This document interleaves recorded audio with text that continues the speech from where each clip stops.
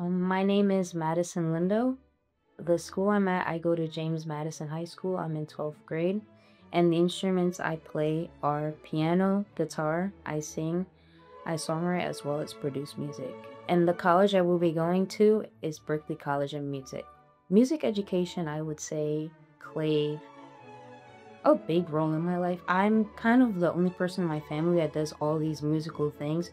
So my parents didn't really know what to do with that. Yeah, so I would kind of play in school.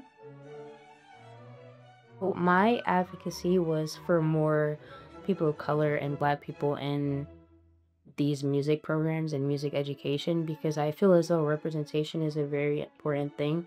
Where seeing yourself in something that you want to do or something you're passionate about is very important, and it makes you feel seen and shows you that you can do it too.